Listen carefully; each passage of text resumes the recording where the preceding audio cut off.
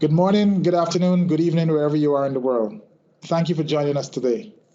The theme of this conference on corruption, compliance, and cybercrime is good governance for the sustainable development of the Caribbean. Now, we all know that there's no sustainable economic development without good governance and robust cyber resilience. This keynote discussion, or fireside chat as we like to call it, is about the role of the FBI in countering cybercrime and what lessons there may be for the Caribbean. We are absolutely honored today to have the highly experienced and respected Bryan Smith, Section Chief of the Cybercriminal Operations of the Federal Bureau of Investigations, or FBI.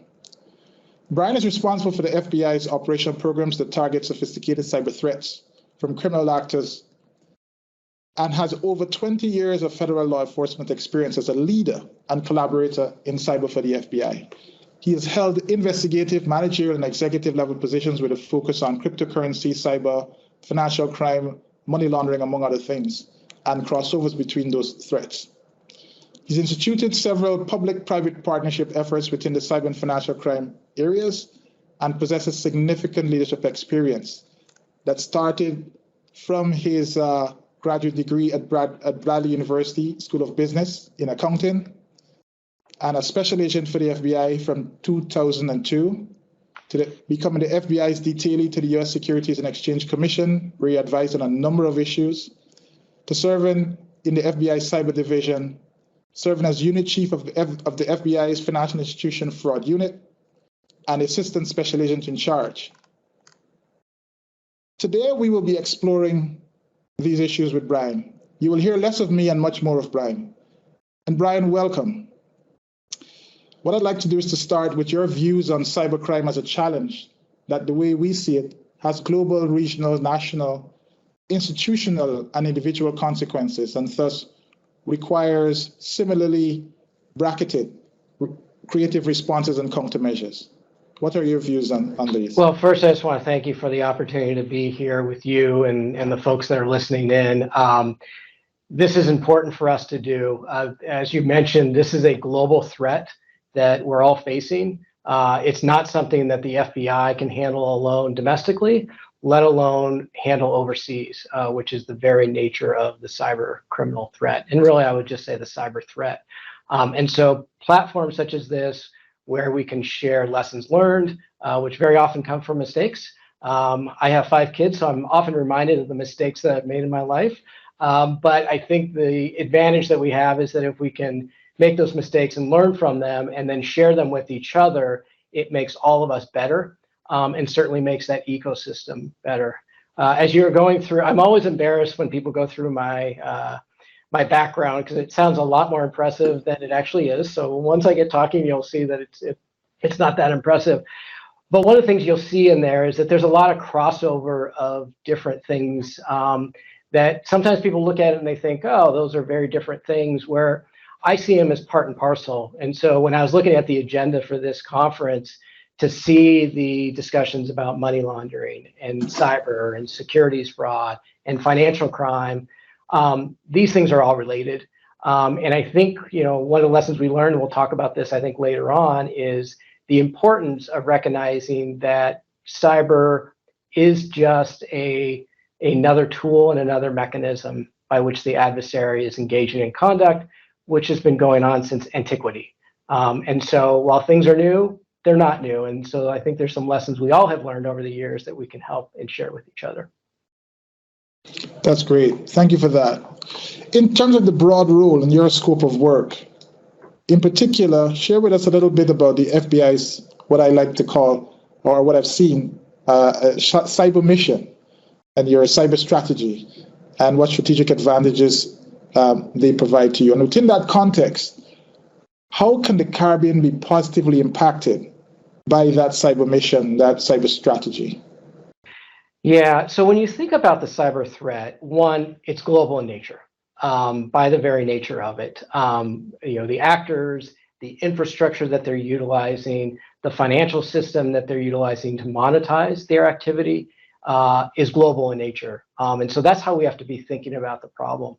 And so from an FBI perspective, I go back to those earlier comments about, well, what does that threat look like? Well, it's what are the things that and so if you look at it from their perspective, what are they doing? They are stealing secrets from us. These are state secrets and government secrets. These are business secrets that we have in our companies. It's intellectual property. It's personal secrets that we have individually. They're using cyber to steal money from us, from governments in forms of tax fraud, steal money from us as individuals, steal money from us as businesses, engaging in investment frauds. It's being leveraged by organized crime groups.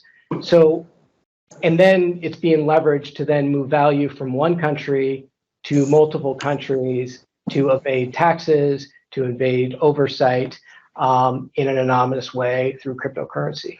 And so when you think about all those things I just kind of walked through, none of those are technical in nature. Well, maybe the cryptocurrency, but all those are things that we're all very used to dealing with in other capacities. And so that has really informed the FBI's thinking on cyber over the years.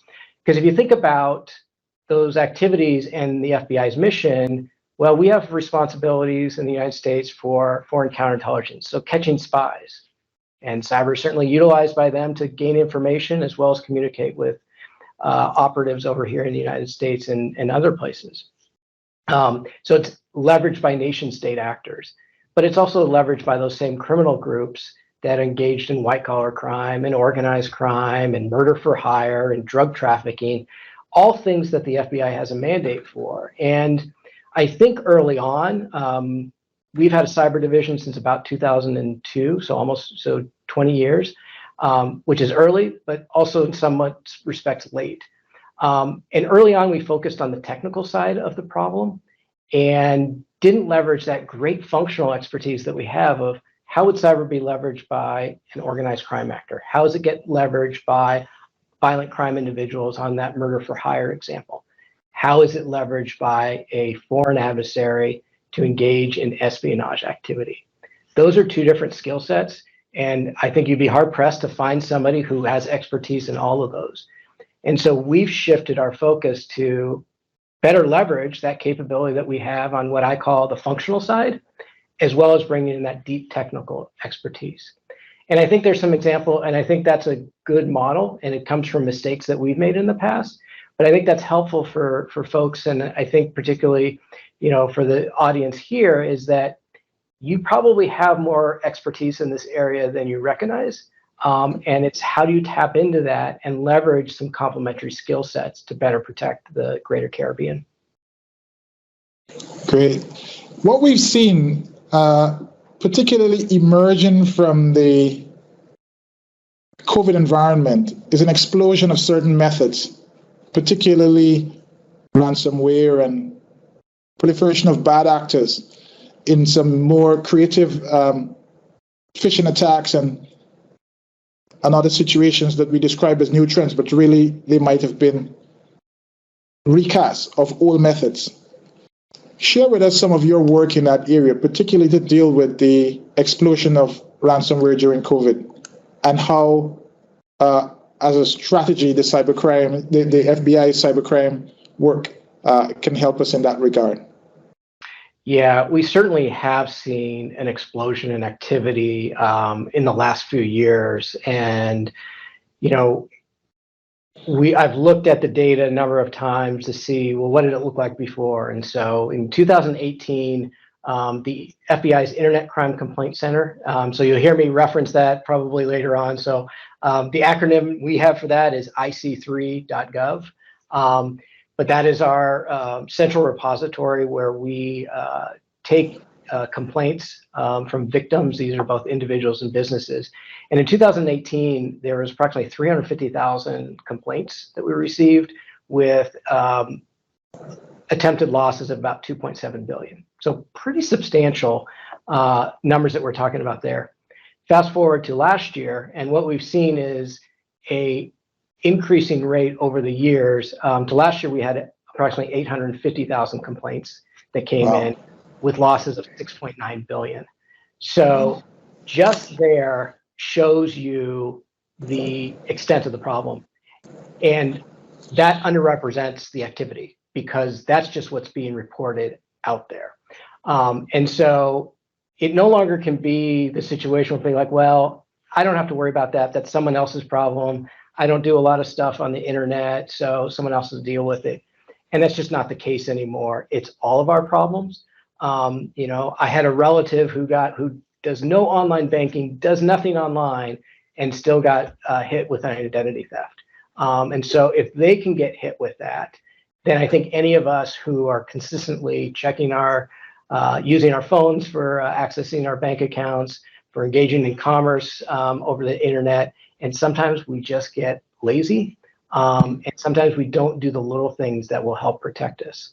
And so it's been a tough few years because of the environment that we're in, where the adversary is very adept at adapting to the circumstances. And we've all seen this in the fraud environment of whenever there's an emergency, if there's a hurricane, if there's a natural disaster in some respects, what's great about people is they come together to help out. Well, unfortunately, we've also always seen that there's a lot of people who are willing to take advantage of those people. And so they never let a crisis go without trying to take advantage of it.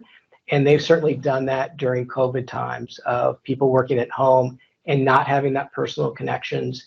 And so some of the guards that we have up in our office when you go to the office and I come to the office and I put on a suit, I act very differently than I'm at home in my shorts or workout clothes. And so I think that affects things that we do, even when we're engaging on the internet, we don't think as hard about the problem. And so we're more adept to click. So, and that's the number one way that they're getting in is through spear phishing. And it just takes one time for someone just to be on top of their game for them to take advantage of it. Yeah, and I think that's critically important for us in the Caribbean to pay attention to as well, because there's a huge digital footprint that connects those of us in the region to our relatives and family in the diaspora, many of whom are in the U.S. itself. And I think the work and role of the FBI in being able to give that kind of guidance, even the most basic prevention advice, is relevant to us. I want to shift a little bit away from prevention, detection, and risk identification to investigations. And then we'll come back to the broad issue of what we can learn from your work. Now, the FBI is known for doing very credible, robust, discreet, and thorough investigations. And how do you leverage your investigative expertise at the FBI in countering cybercrime? Yeah, so the one way is, like I talked about earlier, is that we're better leveraging the functional expertise that we have internally. And so if you think back, we've had some cases where you've had major data breaches that have occurred. And I think a lot of us are used to then the information from that data breach is then utilized to, leveraged as identity theft and leveraged to get credit cards and loans and steal money from financial institutions or steal money from those individuals' accounts through credential stuffing. And so there's a technical aspect to that, but then there's also a functional aspect. And so we've seen more and more instances where you get some more sophistication. So we've seen a data breach where they took those accounts and they leveraged them to open up brokerage accounts, online brokerage accounts, and then use those to engage in trading in microcap or penny stocks. So somewhere, if anyone saw Wolf of Wall Street, and the activity that went on there was that, the suckers who are buying these things ended up being these identity theft victims. Unbeknownst to them, they had accounts open to them at brokerage firms, and those accounts were used to pump up the price of those penny stocks. And then once they got to a certain point, then the people who ran the scheme sold the shares, it crashed, they walked away with millions of dollars. That's concerning. It takes a special skill set on both from the security side and the cyber side to understand what's going on there. And so leveraging those capabilities is important. In addition, a lot of these things are happening overseas. And so it's imperative for us to have great partnerships and to understand the capabilities of other law enforcement and other entities in foreign countries. And so that's why, this is such a great venue for us to talk to folks like you about things you should be doing in preparation for this, But also, I will tell you, it's a little self-serving because we need those relationships so that when there is a problem, that we have someone that we can reach out to and can help us with it. Although I will say, Dr. Boyce, that I think it's a little criminal to invite me to a virtual conference in the Caribbean in December. I got very excited, so, but maybe we'll try this another time in person. We will do it in person, and we have done before an in-person conference right here in Barbados. I want to take you up on what you just mentioned about partnerships. That's critical to how we go forward on this as well. And I want to ask, particularly in the context of ransomware, there's a lot said about ransomware, but very little known about its investigation, particularly where it's massive and it's cross-border and the proceeds are stolen and they're taken to a U.S. jurisdiction. Now, in the context of what I just asked about your investigative capabilities, simple things like what would be some of the insights you can give us about how you would investigate or deal with ransomware proceeds from your end, even practical recommendations like do you recommend payment of ransoms, for instance? What can we learn from your work in that regard? Yeah, so ransomware it's the number one priority within Cyber Division, and that falls directly under me. So it's a problem that is front and center for us. And the thing that probably, if you look at the history of ransomware, is that it continues to evolve. And that's a really good lesson for us to understand, is that these threat actors are adaptive and they will change their tactics based off the current environment. And so early on in ransomware, we had given the advice that you should back up your systems and then practice restoring from those backups. So that then if someone did hit you, then you can make a decision and you can just restore and you'll be fine. And that worked to some respects. But then the adversary recognized, well, if they're restoring for backups, maybe I need to do something different. And so then they adapted and they put in what we call the double extortion. So in that instance, they encrypt your system, but then they also exfiltrate information. So you may decide that, well, I can restore from backups, but I don't want that information that's sensitive to my company to get out. So I'm going to end up paying that ransom to them. So they further adjusted, and now we have where now they're threatening employees by calling them because they have phone trees of individuals in the company. They're threatening suppliers, threatening to expose the fact. So they will continue to adapt their tactics. And so some things that, so one thing that I will tell you is that we do not recommend that you pay the ransom. We discourage it because it only fuels additional activity. So that money that you're giving to them will then, it encourages them to continue to do this and will fund future operations for them. Having said that, we recognize that companies they want to remain a going concern. They want to remain in business going forward, and so they have to make business decisions. And so we understand that there may be instances where they decide that they do pay the ransom. Our ask is that we be alerted to that. And that you notify law enforcement, whether that's the FBI or local law enforcement, but you notify somebody. We've had some pretty good successes over the last probably 9 months against some of these actors. We're hoping to continue that, and to include sometimes we've been able to freeze and seize and forfeit some of the assets that they've taken. So Colonial Pipeline was an example of that. The Nikimbi case which hit JBS and Kaseya, so some pretty high profile ransomware attacks, and we've been able to see some assets from those. That's a good news story, and while I cannot promise that we'll be able to get the assets back every time you call us, I can promise that if you don't, we will not be able to help. And the current reporting that we see estimates that about 20% of people are actually reporting ransomware attacks. And so if you think about this as a data issue of the more data you have on things, the more data the banks have on us and our spending activity, they can identify anomalies in our activity. Same thing of the more data that we have on these incidents, over time, these are people just like us, and they will make mistakes.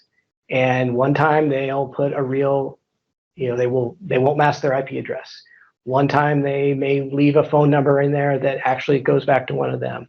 They may do something through those attacks, and maybe it's something that there isn't even a loss on it, but they make a mistake. We can pair that up with some other things and take advantage of that. So that's all predicated on getting the information to us.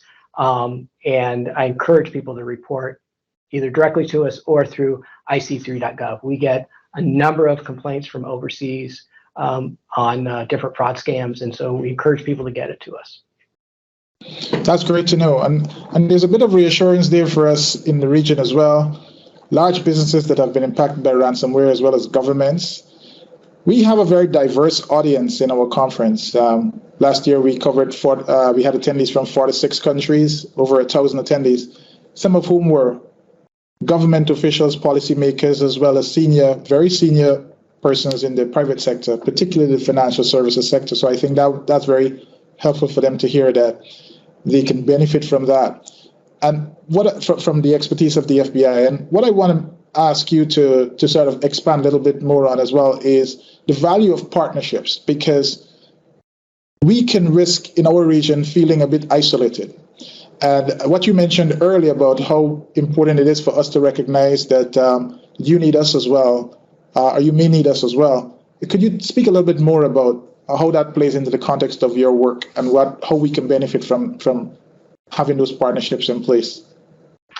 Yeah, so we do not look at this as a zero-sum game, and so when we get information and either indicators of compromise or techniques and tactics that they're using, we're going to share that with our law enforcement partners to better protect the environment. In the United States, we have some public-private partnership arrangements where we can share threat information with vetted partners. And so that has been extremely valuable to us, as well as to the private sector entities. So what they're getting is access to information that will protect their networks and identify precursor activity sometimes, or if they already got on the network, they can identify it early on and mitigate it. But what we get from that is then it's a two-way street of understanding, well, what is it that you're seeing? By the time we get the information, what we have bad data, which means something bad happened in every single instance that we're hearing about it. And so we're trying to clean up a mess at that point. But if we can get to a stage where we can get private sector identify the activity and then share it with us, and we can then share with other entities, so we can help better protect the entire ecosystem. And I think, you mentioned financial services companies, and they recognized this a long time ago, that fraud was an equal opportunity problem for them and threat, and that they needed to get together to better understand what those threats look like. And it was no longer a competitive advantage because the actors were moving too quickly from bank to bank. And so they needed to start understanding what these threats look like and sharing information across institutions. Well, that's where we are in cyber, is that we're in a position where, whether it's in the Caribbean, whether it's in South America, whether it's in North America or Europe, it's the same threat actors who are engaging across the globe. And so we've got to start banding together and sharing it so that we can make each other safer and better, and hopefully prevent some of this activity before it happens. Let me add one more thing on the sharing, is that there's the sharing of, as a partnership and collaborative environment. And that sounds great, and it's feel good sometimes. As you mentioned, I was an accountant, so I don't have feelings. I'm more practical. And so one of the sharings that we've seen, and this is a collaboration between FBI, law enforcement here in the United States, and financial institutions, is in the business email compromise threat, which I'm sure a lot of you are very familiar with, the CFO kind of frauds. It continues to be a problem. And last year, there was, I think, attempted 2.4 billion in BECs that came in, about 20,000 different complaints that we received at IC3. We've instituted with our partners a financial fraud kill chain. And so there's certain instances where we can do something about it. And in those instances, there have been, I think, attempted losses about $450 million. And because of the quick work from the financial institutions and the victims and law enforcement, is that about 328 million of that has been frozen. So about a 75, almost 75% success rate.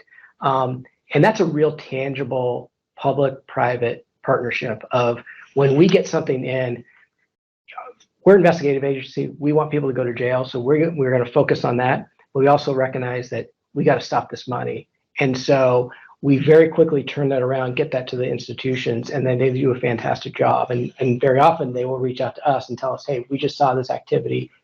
Here's where we're going to engage on this. So I encourage people, again, that comes from people reporting this. You don't report, nothing good's going to happen from that. That's great. And I'm so grateful that you're able to demystify, including by using examples, some of what you do. For us, we think at the front end of building a moat, but that moat can be built in isolation. And very often we build the moat, but leave many unprotected things in the building.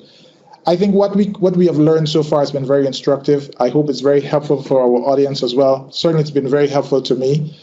And I think the benefit of this interview, which we'll replay many times and share with our relative audiences, is that there is a lot, as you mentioned earlier, that we have in common than we have in our differences, both in terms of our experiences, because we do see quite a number of business email compromise, and there's been escalation and explosion of ransomware, particularly through COVID.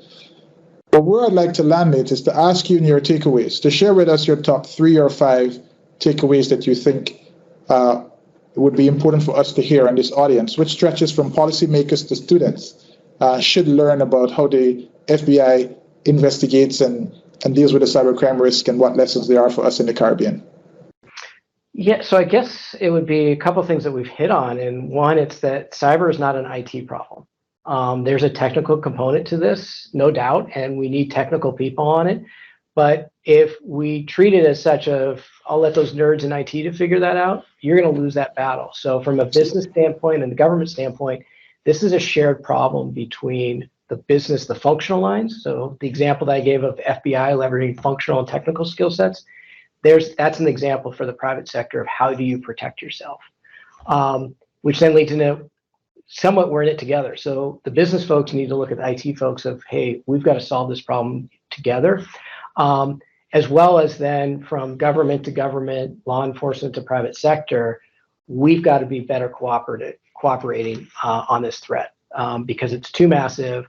And if you think about whenever you build something, the weakest part of the seams, and that's where the adversary exploits us.